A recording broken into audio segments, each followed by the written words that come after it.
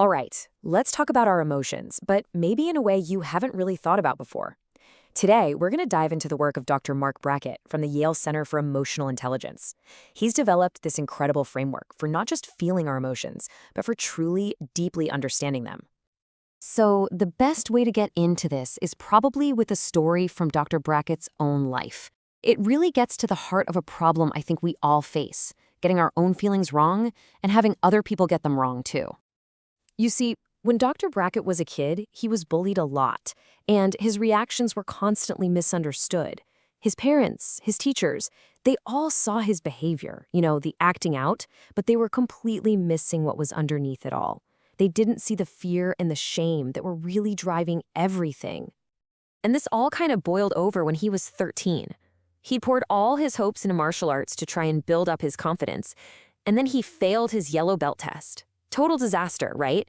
He goes home, yells that he hates karate, he's never going back, and to his family, he just looked like an angry, defiant kid. But here's the thing, was it just anger? This is where it gets really, really interesting, because different emotions need totally different responses. What his family saw as simple anger was actually this mix of much more complicated feelings. And this difference between anger and disappointment is the perfect example of why getting the label right matters so much. So think about anger. Dr. Brackett defines it as the feeling that comes from a perceived injustice.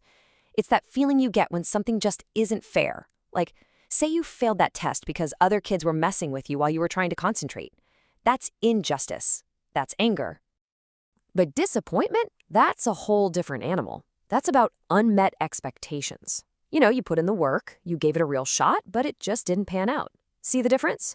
How you'd respond to disappointment, maybe with some extra coaching, is completely different from how you deal with the injustice that causes anger. So, getting these subtle but super powerful distinctions right, that is the very first step toward building emotional intelligence. And here's the really good news. This isn't some fixed personality trait you're born with. No way. It's a set of skills that literally anyone can learn. And to help us learn these skills, Dr. Brackett created this simple but honestly profound roadmap. It's an acronym, RULER. So these 5 skills, recognizing, understanding, labeling, expressing, and regulating, these are the building blocks. Each one builds on the last, creating this powerful sequence for navigating our feelings. So let's take a look at how this all translates into a practical toolkit we can actually use.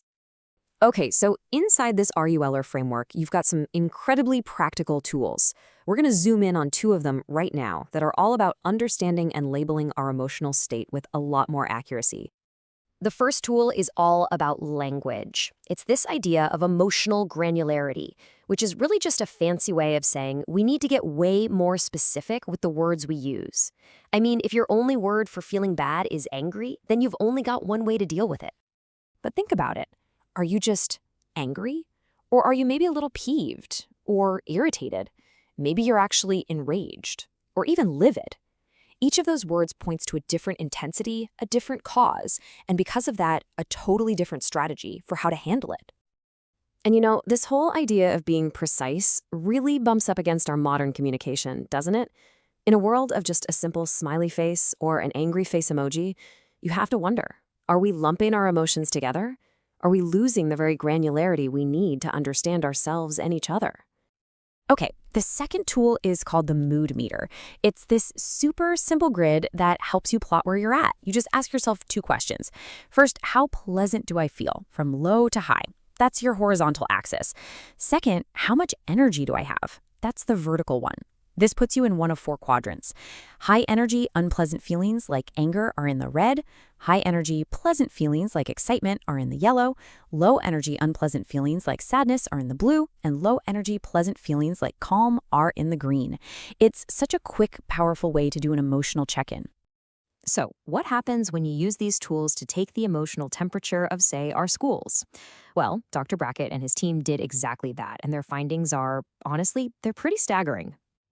Okay, get this. In a massive study of high school students all across the country, they found that a full 77% of the emotions students reported feeling at school were unpleasant. Just let that sink in for a minute. Over 3/4 of their emotional life in the one place they're supposed to learn and grow is negative. And what were the top 3 specific feelings they reported? Tired, bored, and stressed. These weren't feelings of curiosity or engagement or joy. They were feelings that basically shut the mind down. And this gets to the absolute heart of why this matters so much. Emotions are not distractions from learning, they are the gatekeepers to it. They drive our attention, our memory, and our ability to make decisions. So if students are constantly feeling tired, bored, and stressed, how on earth can we expect them to learn effectively? All of this data leads us to the most fundamental part of this entire framework. It's an idea that has to come before any tool, any technique, or any skill. Dr. Brackett argues that the true foundation of emotional intelligence is simply giving ourselves and each other the permission to feel. Because think about it, we can't regulate an emotion that we don't even feel safe enough to admit we're having in the first place. For Dr. Brackett, that permission came from his uncle Marvin. After years of being told to toughen up or having his feelings just dismissed, his uncle was the first person to simply sit with him, create a safe space, and ask how he was really doing. And what's so fascinating is the research on who these Uncle Marvins are in our lives. They aren't always the smartest people or the best problem solvers. Across tens of thousands of people, 3 traits consistently pop up. They listen without judgment, they show empathy and compassion, and most of all, they truly hear what you're saying. So as we finish this up, the real takeaway isn't just a set of skills, but a question. Who in your life creates that space for you? And maybe even more importantly, for whom are you creating that space?